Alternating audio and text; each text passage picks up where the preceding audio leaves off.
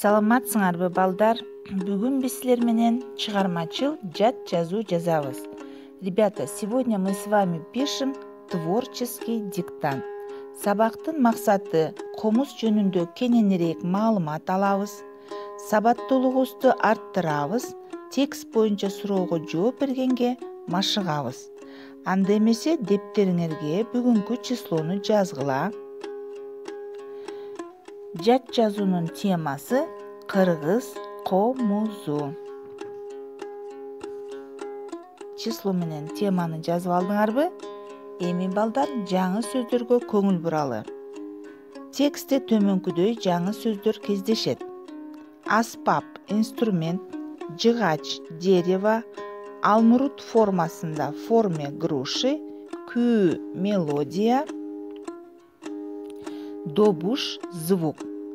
Кулактары колки, головка башы, гриф моюн, струны кылдар, дека капкак, корпус чара, кабылка тепке, тек. Балдар, бул сөздөрдү жакшылап эсиңерге тутуп алгыла. Эми текстке көңүл буралы. Кунт коюп жакшы уккула. Кыргыз комузу. Комуз кыргыз элинин улуттук музыкалык аспабы.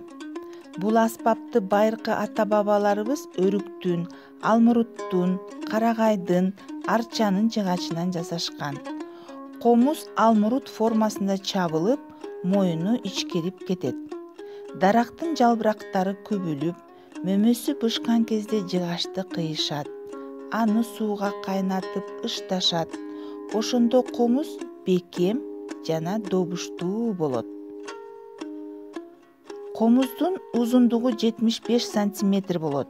Анын бөлүктөрү баш, моюн, толку, чара, капкак, куткун, тээк, үч кулак, үч кылдан турат. Комуздун кылы койдун ичегисинен жасалат. Залкар комузчулар кылды добушуна, комузду жыгачына карата тандашат. Кээде бир койдун ичегисинен бир гана кыл жасалган. Ал эми эң мыкты комуз өрүк комуз деп аталган. Көп жылдык өрүктүн жыгачы өзгөчө шаңдуу добуш чыгарат деп айтылат. 1930 жылдары эл аспаптар оркестри үчүн комуздун 5 түрү жасалган. Алар комуз пикколо, комуз прима, комуз альт, комуз тенор, комуз бас. Азыр Карамолдо Орозов атындагы эл аспаптар оркестринде комуздун 4 түрү бар. Алар комуз прима, комуз секунда, комуз альт, комуз бас. Комузда күүлөр чертилет. Комуздун коштоосунда ырлар ырдалат. Мына ушундай текст. Кимге түшүнүксүз болсо, кайра кайталап уксаңар болот. Эми балдар, биз силер менен өз алдыбызча төмөнкүдөй тапшырманы аткарабыз. Бул тапшырманы биз билем, знаю, билдим, узнал, билгим келет, хочу узнать стратегиясы менен жооп беребиз. Ал үчүн силер таблица чийип алсаңар да болот.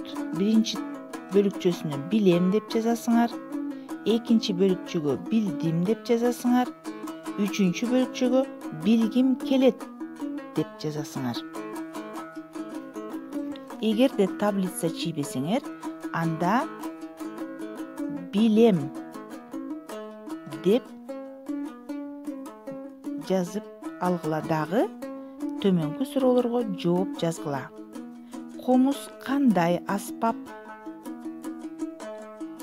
Комуз менен эмне чертилет?